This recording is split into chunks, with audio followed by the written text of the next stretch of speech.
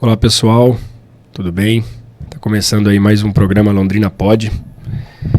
Estamos aí hoje com o doutor Silas Barbosa Dias, PhD em Teologia pela Universidade Livre de Amsterdã, mestre pela Universidade de Genebra, formado em Psicoterapia e Psicanálise, professor da Unifil desde 2001, convidado de peso hoje aí, estou um pouco nervoso. Dr. Silas, eu gostaria de passar a palavra para o senhor se apresentar um pouco para os nossos ouvintes aí, o pessoal que está vendo nós. Se apresentar um pouco aí, falar um pouco sobre você, o que te levou a fazer teologia, enfim. Que bom, Gustavo. Primeiro agradecer, né? É um privilégio estar aqui. Prazer. Que estou descobrindo aí a tua habilidade, né? Competência. Tentando. Então, né? É uma competência a mais e eu queria honrar isso. Você sabe que eu aprendi uma coisa: quando você honra a competência do outro, você atrai para você o melhor do outro. Tem uma frase muito bonita que é: quando você recebe a unção que você honra. Então eu criei uma outra, né? Você ativa em você as competências que você honra no outro. Então isso começa a ativar em você. Então eu já começo te honrando aqui, porque daí eu fico melhor para falar em podcast. Mas que legal, é uma alegria muito grande, né? É um privilégio. Você me fez uma pergunta, como que eu comecei a estudar. Eu comecei há muito tempo, né? Quando eu tinha lá por volta de 15 anos, eu me senti chamado para o ministério pastoral. E quando eu estava com 17, eu já estava no Instituto Bíblico e peguei pela primeira vez um livro muito grande de teologia. Os livros de teologia sistemática são muito grandes, né? E eu deitei na grama e comecei a ler aquela obra. Foi o primeiro grande livro que eu peguei na mão, né? Eu estava na grama, assim, lendo, e algo dentro de mim disse: puxa, esse negócio aqui eu vou estudar o resto da minha vida, né? Então eu estava naquele dia tomando, aos 17 anos, uma decisão de mergulhar no mundo teológico. É uma área muito ampla, e a gente leva quase 50 anos para começar a entender tudo, né, de tanta coisa que é.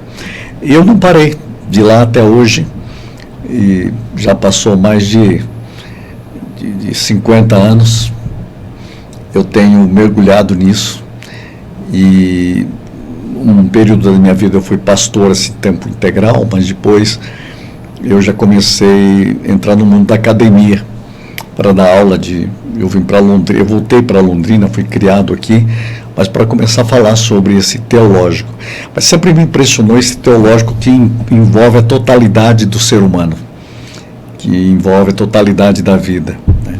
Então, por isso, eu conectei o próprio mundo teológico com essa questão da ciência humana, da psicologia.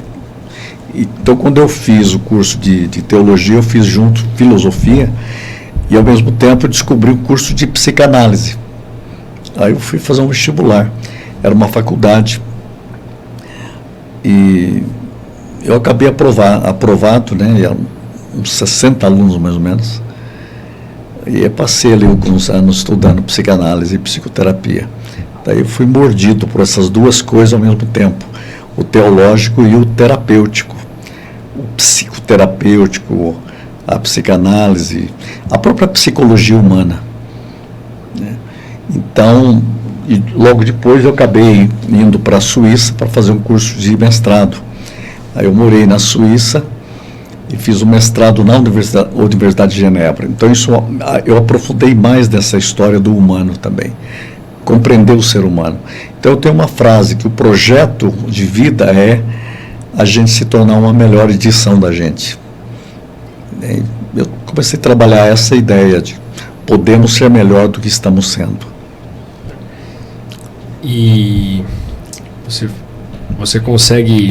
associou a teologia com a psicanálise. E aí é onde que dá psicoterapia, é isso? A psicoterapia. Então, aí dá o que a gente chama de psicoterapia. Na verdade, tem alguns psicólogos que passaram a trabalhar a ideia da psicoteologia.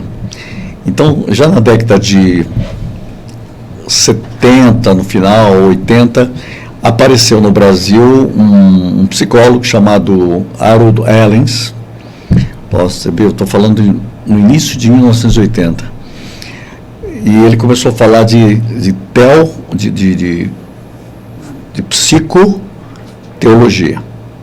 psicoteologia. Mas só foi quase 10 anos depois que isso encampou dentro de minha cabeça que nós temos que trabalhar junto uma espiritualidade e o teológico também, né? Então foi aí que eu comecei a desenvolver ideias e práticas que envolvesse a espiritualidade e o cuidado humano. Por que isso, Gustavo? Porque o ser humano ele é um ser integral. Não adianta você pegar uma parte, você tem que pegar tudo ao mesmo tempo. Então, eu lembro que nessa época, o espiritual fica aqui com os padres e os pastores, né?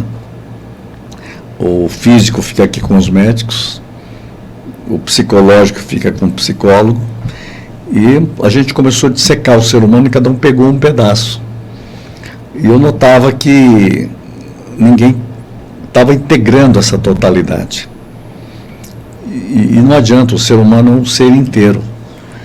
Então, esse inteiro mostra que nós temos que ter uma habilidade para pensar no ser humano, que ele é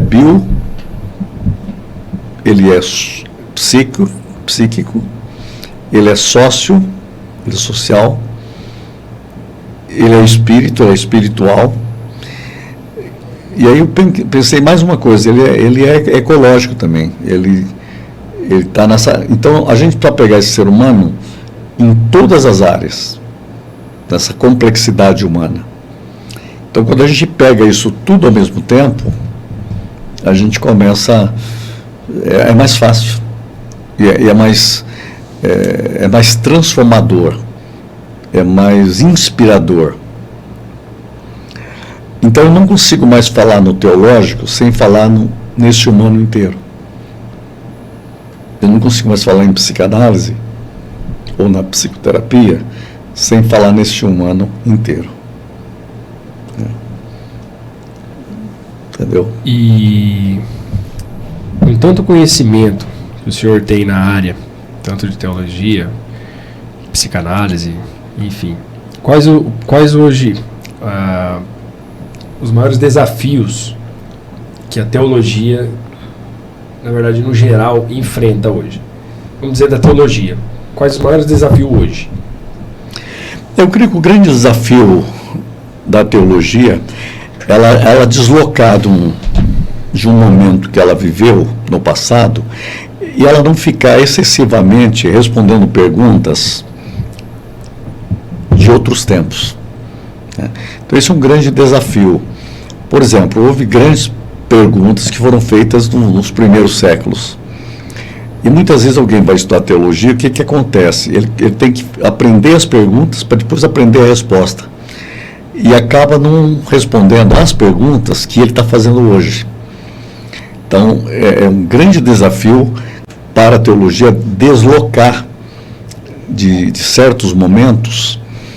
E claro que é importante estudar, mas eu fico preocupado quando a teologia responde perguntas que não estão sendo mais feitas.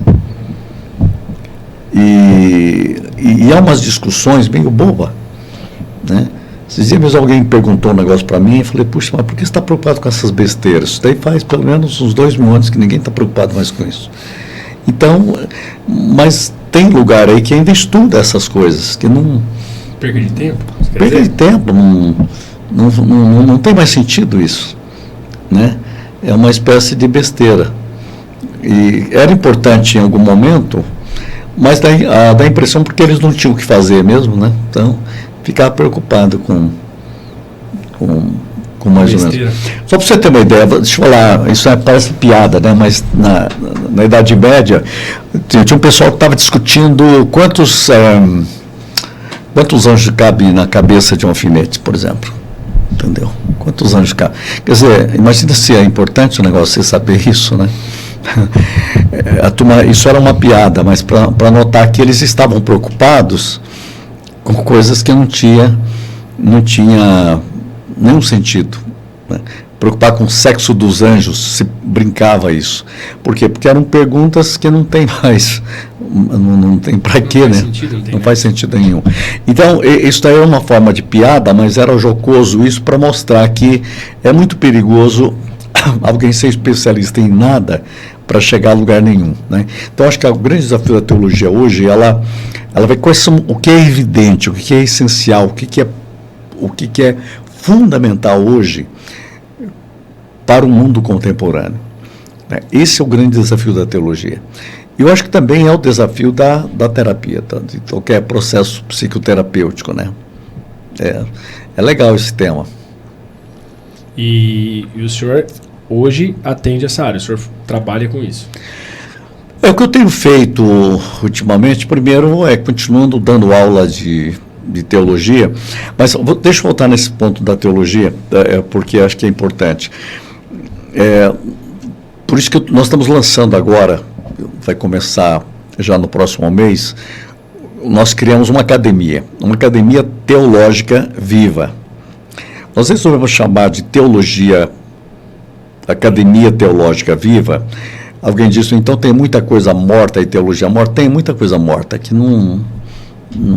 A ideia é essa mesmo. Não, você está chamando outro de morto. Tem muita coisa morta que não... Já caducou, né? Então nós precisamos de algo que seja vital, que seja transformador. Todo conhecimento, o bom conhecimento, ele é libertador e ele é transformador. Então nós precisamos de conhecimento que seja transformador.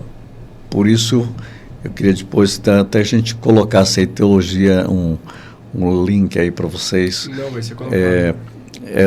Teologia Viva, entendeu? Uma academia de teologia viva, para a gente trabalhar isso, para a gente encorajar as pessoas. Não, eu quero mergulhar mais, eu quero conhecer mais a Bíblia, eu quero conhecer algo que responda às grandes perguntas do momento. Mas já está funcionando, já está acontecendo. Já não começa agora, esse próximo mês.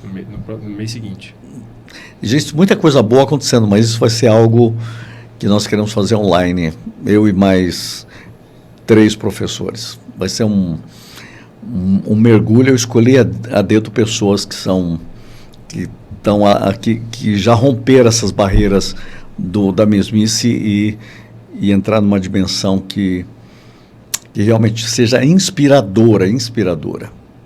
E os outros 3 são brasileiros? São brasileiros. Então vai ser tudo em português mesmo. Aqui o homem é poliglota, viu, gente? Aqui bem... Mas a gente aqui vai falar tudo em português. Dr. Silas, e como você equilibra a razão acadêmica com a fé pessoal? A razão tem que ser uma razão que crê.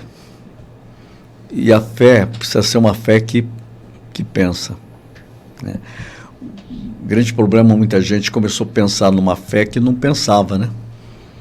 Então, acha, não, creio, mas não pensa, né? Então, a fé, ela pensa. E a razão, ela crê. Por que é isso?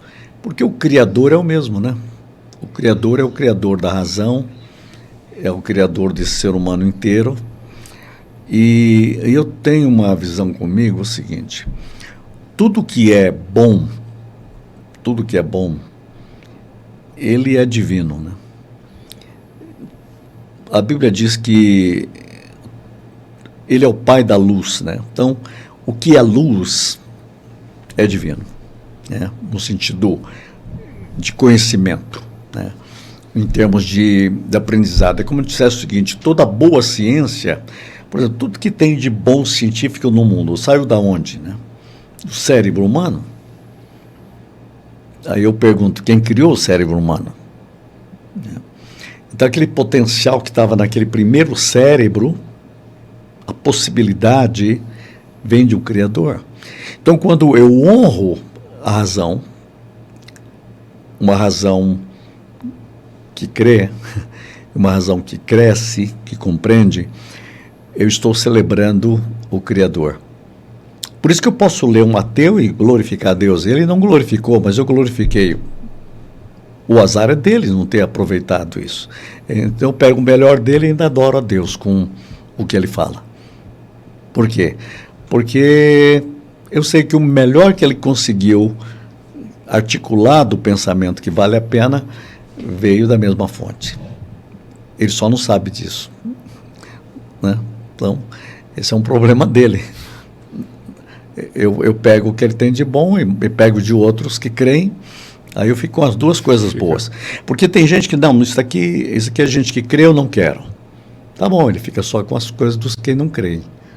Eu não, eu pego do que crê, que eu não creio, eu pego os dois, eu fico muito melhor do que ele, né? Essa é mais uma questão de inteligência, né? Sim. O que você acha que muitas pessoas ainda não entendem sobre o estudo da teologia? Eu acho que o que está faltando no ser humano, sabe, é uma evolução da consciência humana. Tem um cientista, para mim um dos maiores, das mais brilhantes mentes hoje no mundo, que é o Ken Wilber. Ele diz que nós temos que compreender que há um nível de consciência que ele vai crescendo, ele chama de 9 níveis de consciência, como se fosse uma espiral, né? E a pessoa vai, e nós vamos melhorando a nossa consciência. Então, o que está faltando à humanidade hoje é evoluir essa consciência. Então, por exemplo, vamos colocar, ele coloca um tipo de consciência que é meio tribal, né? Você lembra quando os índios estavam? Ele acha que o mundo todo é aquilo ali, né? Então ele fica meio... Aí quando ele começa a descobrir que há um outro mundo, o nível de consciência vai mudando. Então o que falta às pessoas para compreender uma teologia maior, uma psicologia melhor, é evoluir o nível de consciência. Tem uma história até muito interessante de chamado Contracultura. É uma paródia que diz o seguinte, que uma cotovia estava voando e de repente ela viu um poço e resolveu descer no poço, e ela mergulha e vai para dentro daquele poço, muito profundo.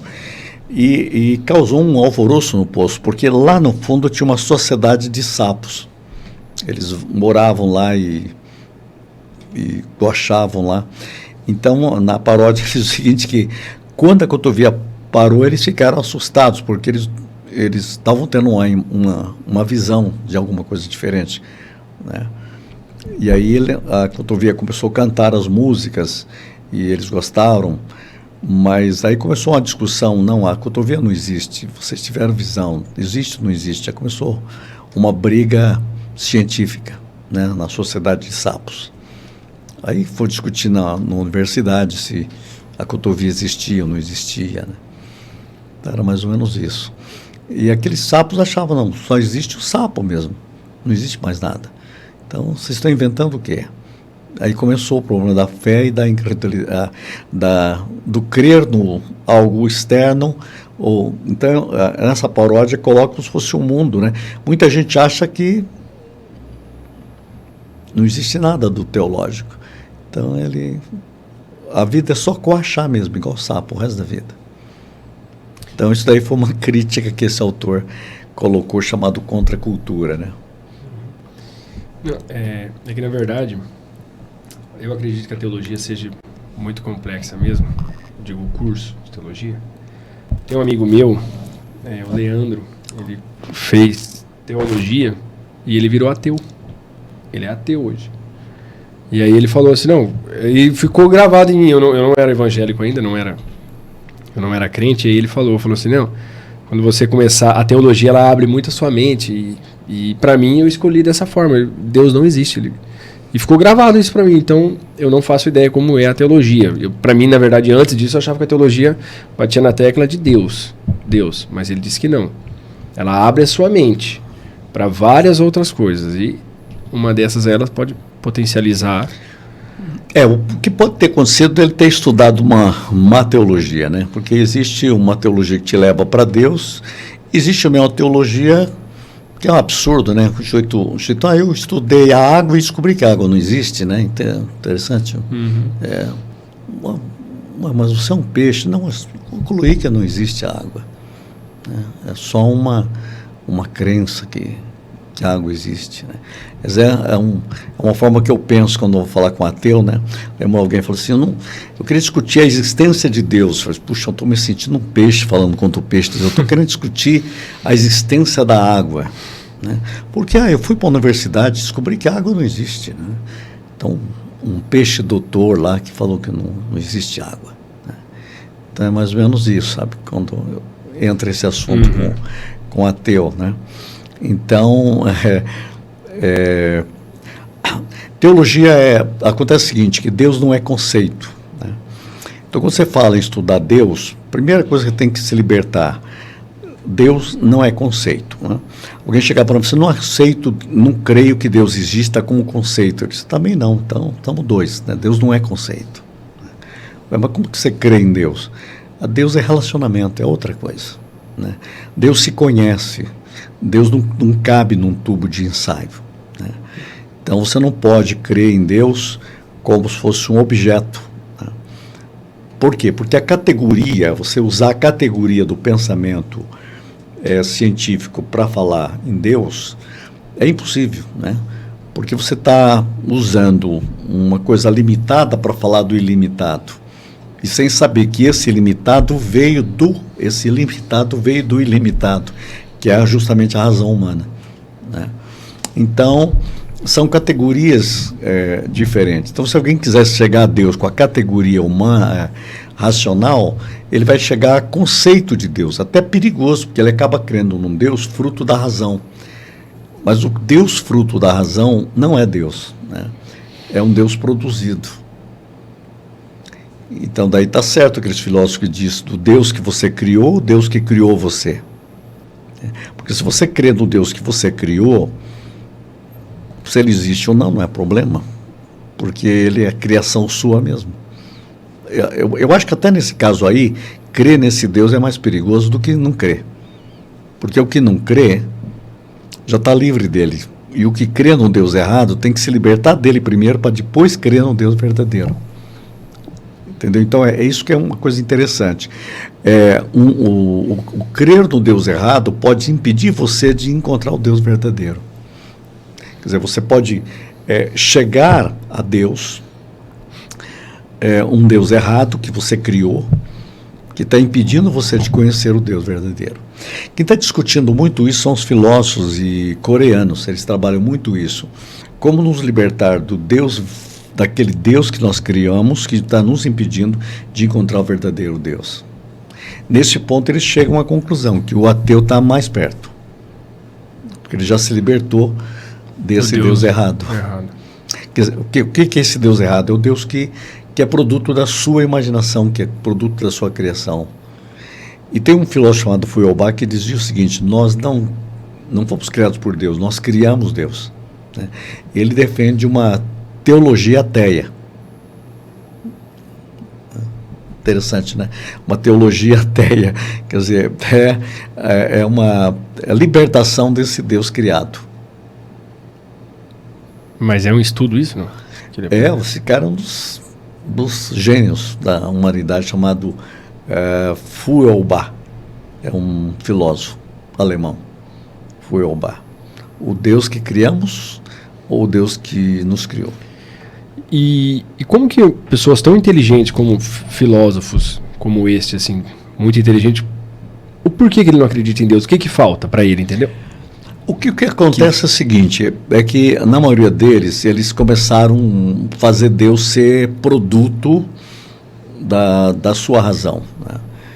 E aí chegavam a alguma matemática de que Deus não existe, porque ele começa a calcular a partir desse pressuposto, tem que provar, né? Tem que provar, e como que eu vou provar a existência de Deus? Não tem jeito de provar, né? O mais fácil é você crer, né? Então, eu vou dizer uma coisa para você. Para você não crer em Deus, você tem que ter uma fé maior do que crer. Uma pessoa que não crê em Deus, ele precisa ter muita fé, né? Porque você já pensou crer que tudo... É coincidência? Tudo coincidência eu não consigo crer. Uhum. Eu não consigo ter uma fé desse tamanho, né? Para mim é mais fácil crer no Criador. Então, você quer que tudo isso é um acaso? Puxa vida, é muita fé, viu? É muita fé. Então, a conclusão hoje que a gente tem na filosofia é que, para você ser ateu, você tem que crer mais do que ser um cristão, por exemplo. Exige muito mais fé, né? E por quê? Porque ele também não consegue provar, né? Então, ele tem que ter mais fé do que a gente. Mas é mais fácil convencer um ateu ou convencer um... Eu acho que eu já tentei convencer ateu, já notei que é perca de tempo, porque você tem que trabalhar com a categoria errada, né? Você tem que levá-lo a render-se, a fazer a oração correta. Por exemplo, que Deus mesmo se revele a ele. É muito mais seguro, né? Agora, tem muita gente por aí que está se tornando ateu. Eu não tenho visto muito. Acho que muitas vezes é porque ele já cria num Deus errado mesmo. Porque eu vou voltar para a Bíblia para você. Eu fiz filosofia, né? E havia momentos na filosofia que você ficava sem nada, pelo menos naquela época. Eu estudei na década de 70, era muito complicado. Você imagina, eu fazia filosofia, depois fui fazer psicanálise. Mas havia uma coisa, na Bíblia tem um texto que diz assim: o mesmo Espírito testifica com o nosso Espírito de que nós somos filhos de Deus. Então não adianta, há alguma coisa que ultrapassa tudo isso.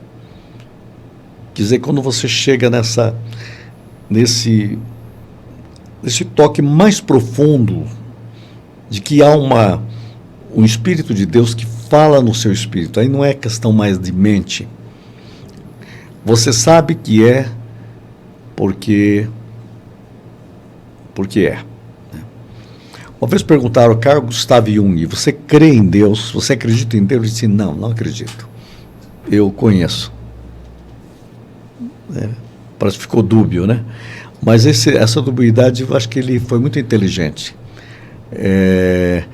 Acreditar é uma coisa, conhecer é outra. Então, alguém fala assim: acredito em Deus ou não acredito, a categoria é a mesma, não tem muito, não vai mudar a vida dele isso. Vai ficar raso, né? Agora, conhecer transforma. Então, o conhecer é uma experiência transformadora. O Aristóteles já dizia isso: todas as vezes que você conhece, o conhecimento gera uma transformação. Se não gerou transformação, é porque não houve conhecimento, né? Então, conhecimento que não muda você não é conhecimento.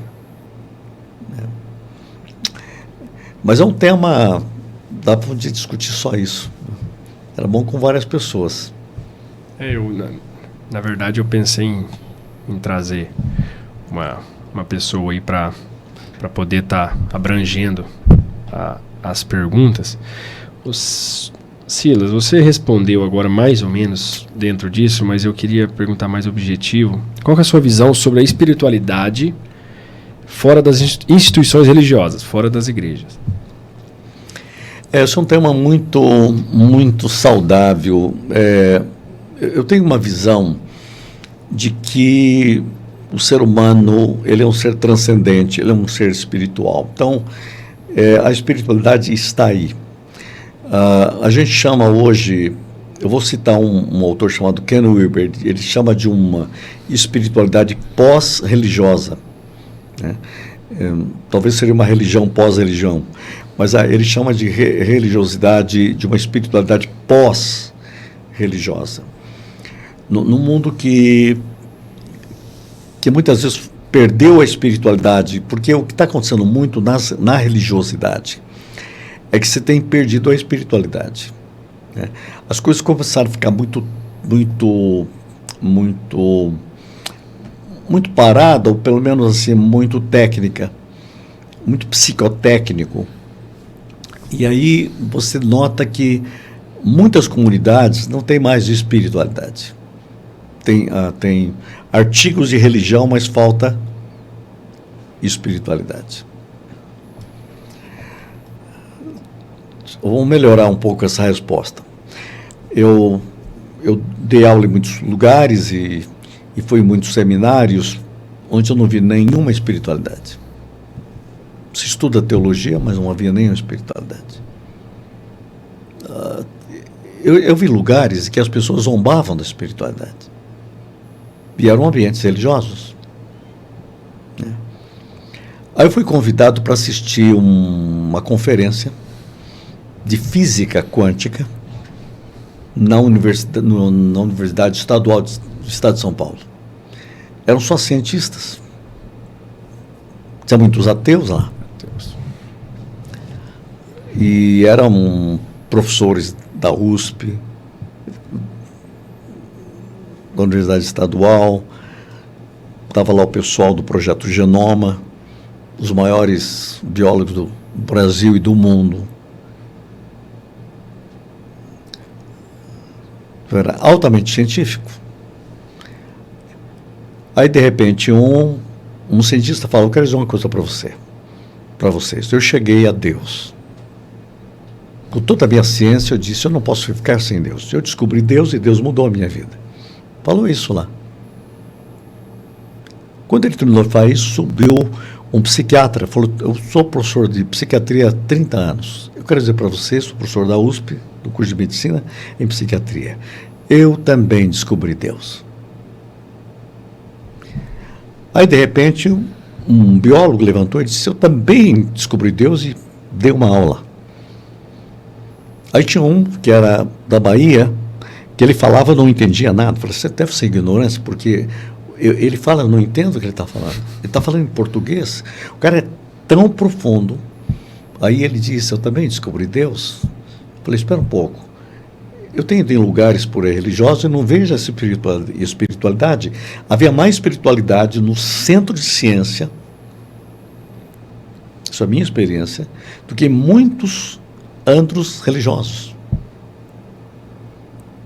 E tinha um amigo perto e falou assim: espera um pouco, o que está acontecendo aqui? Eu nunca vi falar de Deus com tanto ânimo, né? E aquilo mexeu muito comigo. E eu estava perto de um ateu, que tinha sido filho de ateu, neto de ateu. Aí um amigo meu deu um cutucão nele e falou assim, e eram gênios, sabe, quando eu estou falando de gente de QI de 240, por aí. Aí ele falou assim: como que fica você ouvindo tudo isto, falando de Deus? Eu ouvi ele falar assim: eu vou considerar este assunto diferente a partir de hoje. Você pensou que ele estava bravo? Não. Ele viu, havia uma plenitude ali. Gera uma curiosidade também, né? Porque ele vê. O que eu vi é o seguinte, que... Então, estou falando de espiritualidade fora dos ambientes, né? Então, está me chamando muito a atenção. Saiu nos Estados Unidos recentemente um livro chamado Fé Cristã e Ciência. Psicologia, Fé Cristã e Ciência. Eu fico curioso com esses temas, porque isso está crescendo. É uma espiritualidade fora da religião. Deixa eu falar mais um dado. Esse ano eu fiz um curso na Universidade de Harvard, que que vocês sabem que é uma das maiores universidades do mundo, fiz um curso online. E era sobre psicologia positiva. Quando chegou lá no meio, eles começaram a falar sobre espiritualidade.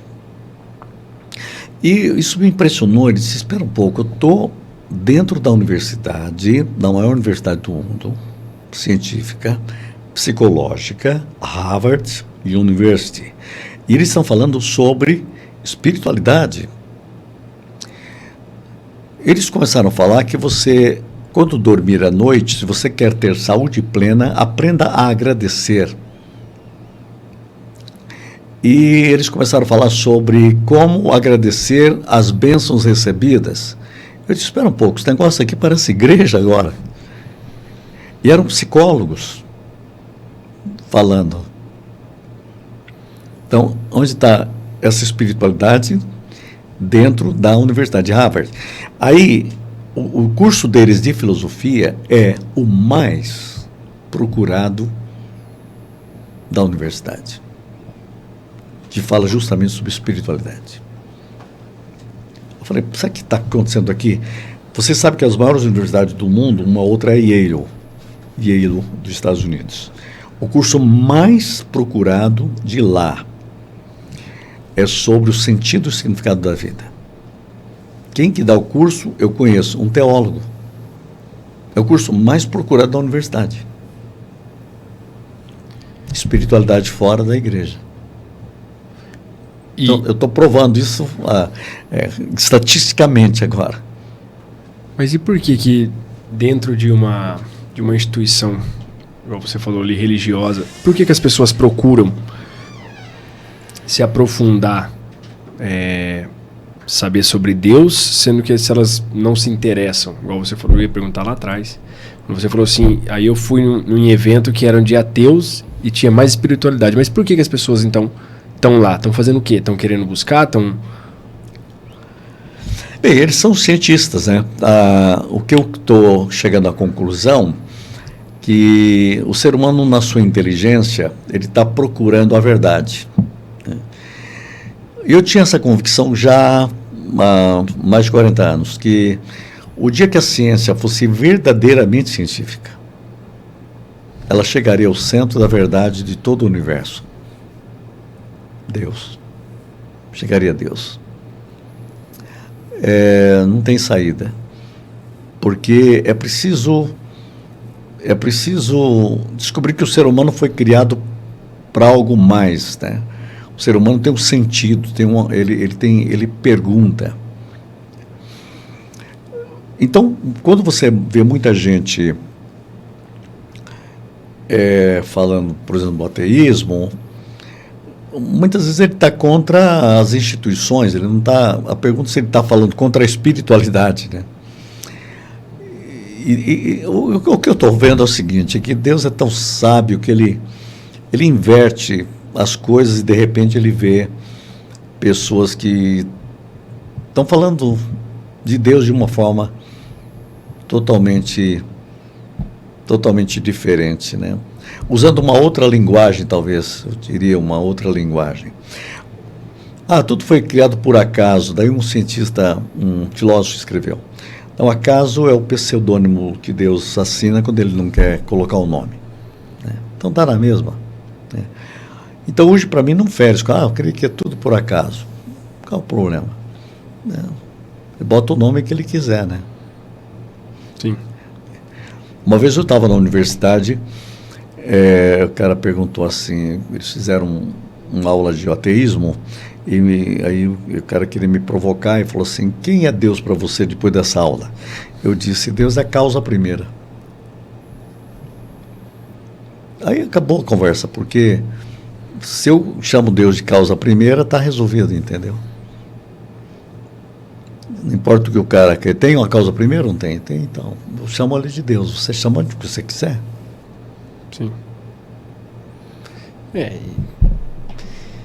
chegar uma hora que eu acredito que todos vão ter que buscar. Porque eu acho que fica... A pessoa que não crê em Deus, parece que é um... Eu acho que a pessoa deve sentir um vazio. Que falta alguma coisa ali. Tipo, como que ela não crê que tem algo por trás de tudo isso, que tudo isso aqui seja uma coincidência, que tudo seja...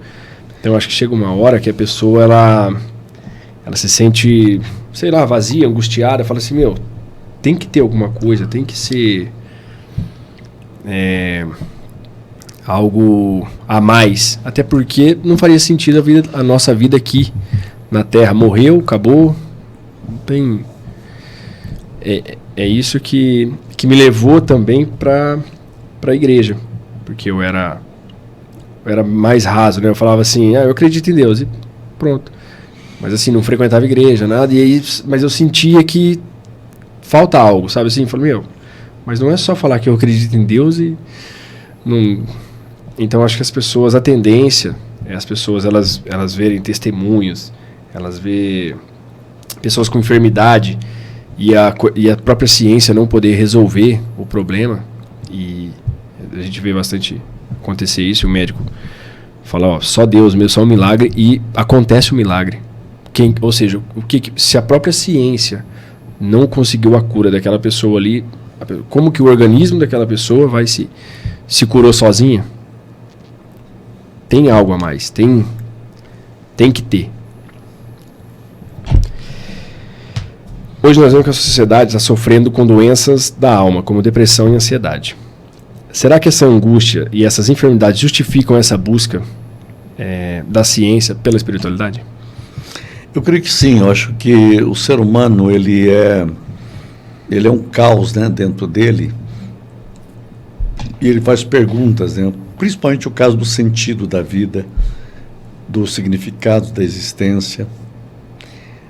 E esse ser humano que busca é um ser humano que vai se tornando triste, vazio. Então, o que está acontecendo? A gente está começando a descobrir, por exemplo, que as emoções negativas fazem muito mal e as emoções positivas fazem muito bem. Então, é isso que hoje a psicologia está chegando. Espera um pouco, tem algum segredo nessa coisa. Por exemplo, a psicologia passou a vida toda estudando o trauma. Mas hoje a psicologia está descobrindo o segredo de estudar a felicidade. Ou estudar, por exemplo, a generosidade humana. Por que a generosidade causa saúde? E por que a tristeza causa doença? Tem alguma coisa ligada com isso? Então, hoje começou a se estudar, inclusive, as frequências emocionais. Já hoje tem pesquisas profundas disso. Isso está ligado, de novo, com a espiritualidade. Vamos pegar na prática. A emoção que tem a mais baixa frequência, vergonha. A tristeza e a culpa. Vamos pegar essas três. Culpa, vergonha, tristeza. Faz um mal tremendo. Se a pessoa tiver essas três, aí um tempo, pode ter certeza que ela vai ter doença. Não tem jeito. O ser humano não foi criado para isso. Olha bem o que eu vou falar. O corpo humano não foi criado para o mal. Vai viver, é isso? Vai viver, só que não é viver, ele vai ficar um morrente, não um vivente. Sim. Você quer ver o oposto? Você pega o oposto, só para você ter uma ideia da matemática. A vergonha tem uma frequência 20. A culpa, 30. Acho que a tristeza, não lembro agora se é 40 ou 50. Frequência. Se a pessoa tiver os três juntos? Você tem três... estou falando em frequência. O universo, ele tem uma frequência de 430. O universo. Uhum. O amor tem a frequência de 500. A paz, acho que é 700. A gratidão chega a 1000. Aí você vai para a Bíblia, o que a Bíblia diz? Alegrai-vos do Senhor, tudo dai graças. O amor de Deus derramado. Bom, já está dizendo saúde plena. Você tem uma ideia, uma psicóloga americana escreveu um livro incrível, então vai sair agora em português, sobre saúde crônica. Acho que mês que vem. Como ter saúde crônica, em vez de ter doença crônica. Ela vai trabalhar isso, é professora de psicologia de Harvard. Tem quase 100 anos, falou, descobriu o caminho agora. De novo, o que você perguntou, espiritualidade. E não estou falando de um pastor, de um teólogo, estou falando da maior cientista em psicologia da maior universidade do mundo. Eu li já o material dela em inglês. É impressionante. É impressionante. Esse é um novo mundo que nós estamos vivendo. Então, não tem saída, Gustavo. É espiritualidade. Não há outra opção. Vou citar com isso um teólogo russo. Entre a Trindade e o inferno não existe nenhuma outra escolha. O que ele está falando? Entre a espiritualidade e o inferno. É só isso. Não tem outra escolha. Ou você vai ficar aqui, ou vai ficar aqui. Não tem outro caminho para o ser humano. O cara pode debruxar o que quiser. Esse teólogo, ele bateu em cima. O Vladimir, chama-se Vladimir Lossky. Entre a Trindade e o inferno não há outra escolha para o ser humano. É só isso. Só isso. Dr. Silas, e a teopsicoterapia, ela ajuda nessas questões? O que é a teopsicoterapia, né? A teopsicoterapia. A teopsicoterapia, a gente trabalha com o seguinte pressuposto. Todos nós temos uma má formação mental, física, psicológica, que vem de estruturas familiares, que pode ter vindo até de primeira, segunda, terceira geração, a gente vai piorando, né? E a minha ideia da teopsicoterapia é que nós podemos, usando a técnica psicológica, mas também usando pressupostos da fé e a realidade do Espírito Santo e da palavra, nós podemos remover aquilo que tem nos atrapalhado, né? Essa é a questão. Eu vou usar isso na Bíblia. Jesus falou que a palavra é uma semente que cai numa terra e essa semente é roubada, porque o terreno é pisado como se fosse o caminho. Outro cai numa terra onde tem espinhos, e aí os espinhos sufocam. E outros caem na pedra, aí o terreno é bom, mas tem muita pedra, então não cria raízes. Aí Jesus falou que tem outra terra que é boa, que produz 30 por 1, 60 por 1 e 100 por 1. Então, observa, Jesus está colocando isso. Agora, pensa teoterapeuticamente. Muita gente não está avançando porque ele recebe uma boa semente, mas ele está cheio de pedras, cheio de espinhos, que está sufocando. E sufocar é como se fosse sabotagens, estão sabotando o melhor. Então, tem gente que poderia ser melhor do que é, mas não é. Não é porque ele não recebeu algo bom, é porque ele precisa ser curado dele mesmo. Então, a gente precisa arrancar de dentro da gente essas pedras, esses espinhos, isso que está impedindo eu ser eu mesmo, ou que a palavra de Deus mesmo gere em mim o que poderia ser gerado. Então, o que é a teopsicoterapia? É esse trabalho de tirar esses espinhos, essas pedras, isso que está impedindo e atrapalhando você atingir os seus potenciais.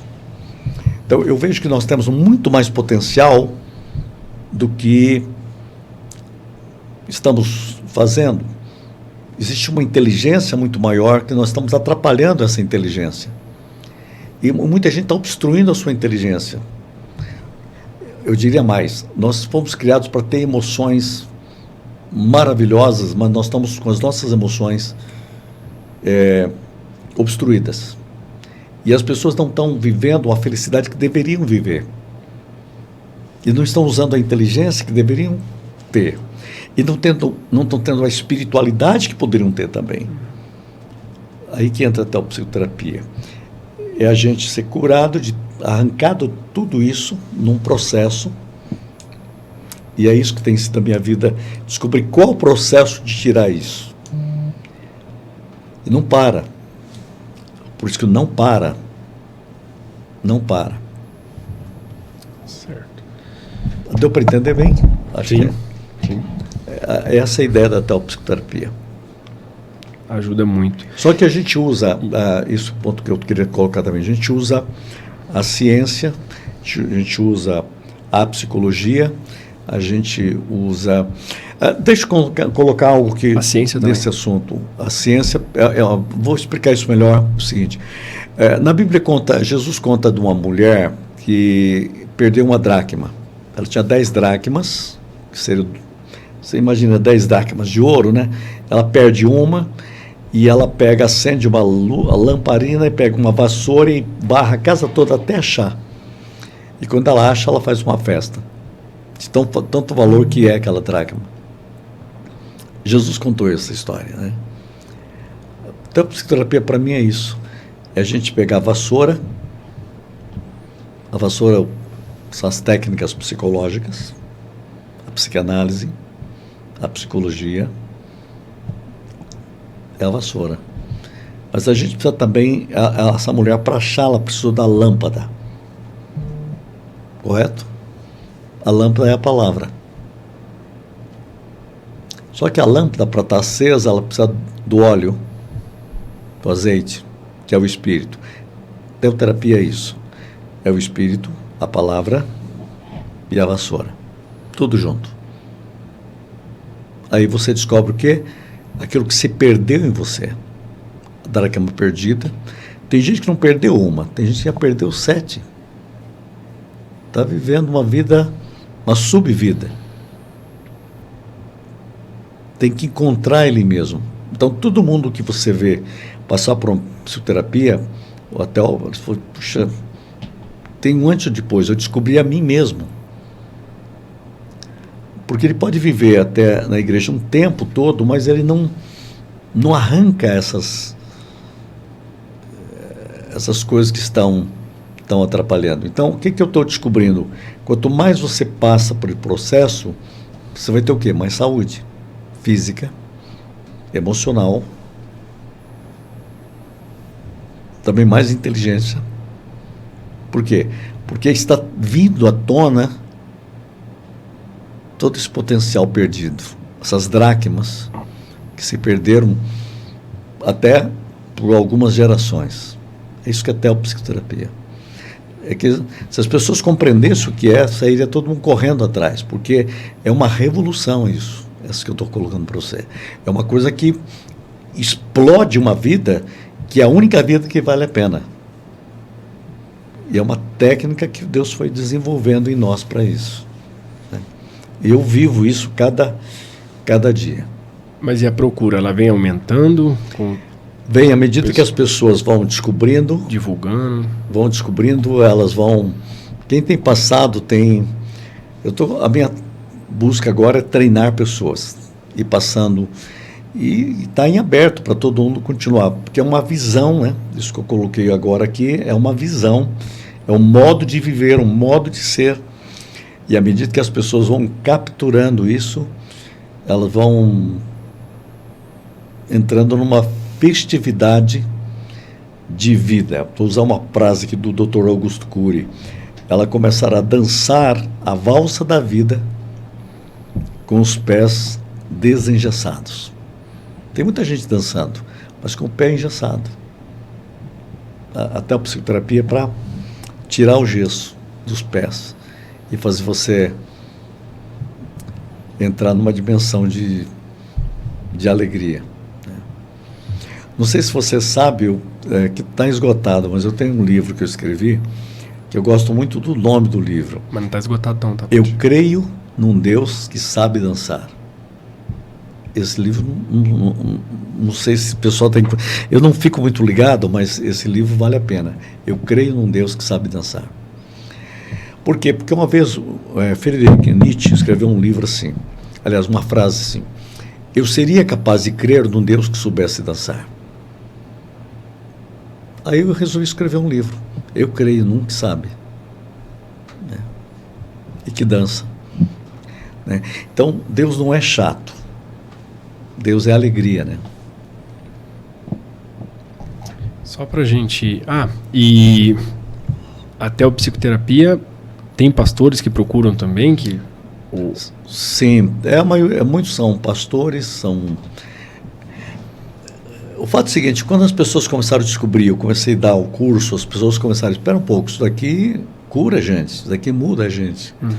Foi daí que eu comecei a mergulhar mais também e ter assim a gente chama dos insights, né? E tá aí solto tem crescido bastante, tem muita gente que está procurando e crescendo. Sabe, uma hora a gente faz um podcast só de teopsicoterapia mesmo, com várias vertentes, com pessoas dando testemunhos também disso. Dá para fazer, sim.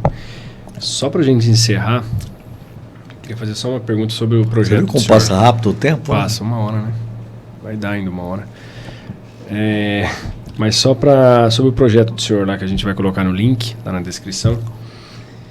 Ele serve para nós leigos, para lidar com as questões emocionais, ou é mais específico para... A ideia nossa é fazer alguma coisa aberta. Por isso que não vai ser um curso, mas alguém que gostaria de mergulhar, por exemplo, na compreensão da Bíblia. Um dos professores nossos vai falar, por exemplo, sobre a redenção em todo o Antigo Testamento, do Gênesis ao Apocalipse.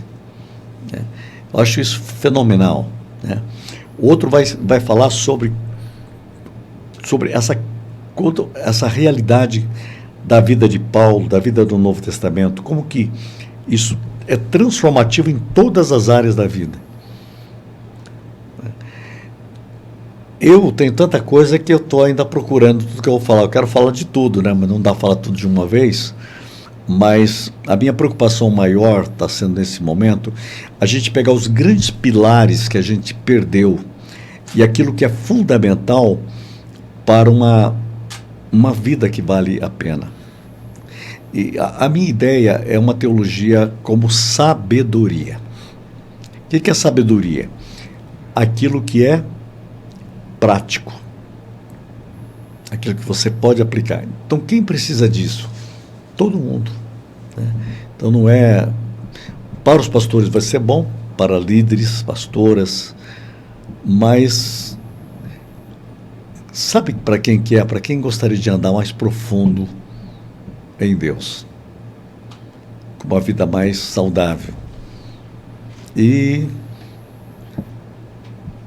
construir uma saúde crônica, em vez de, no mundo que está tão doente, porque o mundo está muito mal.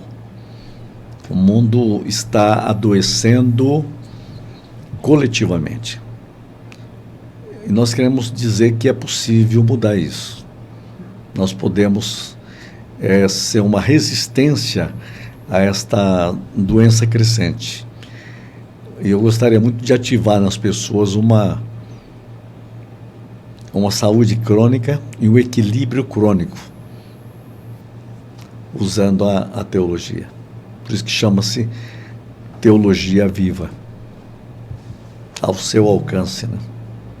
Todo mundo é convidado para participar. Vai ser uma caminhada e trazer as dúvidas, né? Nós queremos ser e vamos ouvir os melhores do mundo sobre isso, que foi escrito em 2000 anos, ou até mais. talvez 4.000 anos.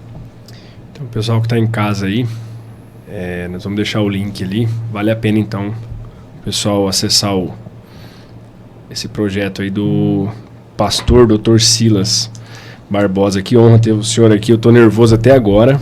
E não é normal, né? Os 12 episódios, mas é muito conteúdo. E já tinham me falado, falaram assim, se prepara porque é muita inteligência, é muito conhecimento, é muita cultura. Eu queria entregar aqui para o senhor uma lembrancinha do nosso programa para o senhor aí. Queria agradecer mesmo de verdade aí, senhor, por ter vindo. E vai voltar. Se Deus quiser, e o senhor quiser voltar, pode voltar quando quiser, a casa está aberta. Nós vamos falar sobre o projeto do senhor, sobre quando lançar, mês que vem. A gente pode estar falando mais sobre isso aí. Quem tiver dúvidas aí, deixe nos comentários, tá? E quer falar alguma coisa, senhor? Eu estou muito alegre pelo privilégio, a gente vai falando e as perguntas provocam a gente, né? Mas eu acho que tem muita coisa ainda para a gente comentar, falar. E eu gostaria de voltar mesmo, depois propor alguns temas, que eu acho que vai ser transformador. Vai ser muito bem-vindo aqui. Mundo. Então, vamos prosseguir. Eu podendo, quero estar à disposição e quero parabenizá-lo por esse trabalho, né? Obrigado. E dizer a cada pessoa que está conosco, dizendo, você pode ser uma versão melhorada, transformada de você mesmo. Há um projeto para a sua vida, e a vida tem significado, e a vida tem sentido, e nós podemos ter decisões de mudança de hábitos. Nós podemos ter hábitos saudáveis, né? hábitos transformadores. Aí está mais um tema aí para você pegar. Como mudar hábitos, né? Para a gente ser mais saudável. Então, é isso que eu gostaria de deixar para cada pessoa que está nos vendo, ouvindo. Você pode ser uma melhor edição de você mesmo. Sucesso. Obrigado, gente. Tchau, tchau.